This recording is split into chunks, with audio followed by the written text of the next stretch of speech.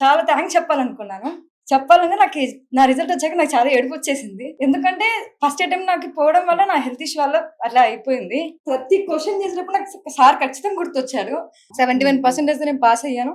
నేను రిజల్ట్ నాకు కారణం అంతా నాకు సారే. సార్ చాలా చాలా సపోర్టివ్‌గా ఉన్నారు. Sir and madam. ఇక్కడ ఉన్న ఫ్యాకల్టీ కూడా నాకు చాలా సపోర్టివ్‌గా ఉన్నారు. ట్రాన్స్‌కోడ్‌ని అయితే అసలు మంచిగా సజెస్ట్ చేస్తాను. నా పేరు నాగలక్ష్మి. నాకు 81% వచ్చింది. మాకు సార్ ఎట్లా ట్రైనింగ్ ఇచ్చారంటే, రేపు ఎగ్జామ్ ఉందన్నప్పుడు మాకు ఈరోజు మార్నింగ్ నుంచి నైట్ వరకు క్లాస్ తీసుకొని మొత్తం అన్ని క్లియర్గా ఎక్స్ప్లెయిన్ చేశారు. ఒక క్వశ్చన్ ఎట్లా అటెంప్ట్ చేయాలి, ఒకవేళ రాకపోతే ఆ క్వశ్చన్ మీదే పట్టుకుని ఉండకుండా ఇమీడియట్గా సెకండ్ క్వశ్చన్కి వెళ్ళిపోయినట్టు అన్ని సిరీస్ని ఒకసారి టచ్ చేసి ఏవైతే డౌట్ ఉన్నాయో ఫ్లాగ్ చేసుకోమని.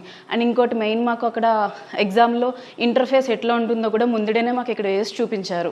అక్కడ ప్రాక్టర్స్ హెల్ప్ లేకుండానే మేము చాలా ఈజీగా ఎగ్జామ్ స్టార్ట్ చేయగలిగాము. Coming to fake Madhusudan sir and fake AAPC members, ఇది ట్రాన్స్కోడ్ ఏఏపీసీ అప్రూవ్డ్. మీరు చెప్పేదంతా కాదు.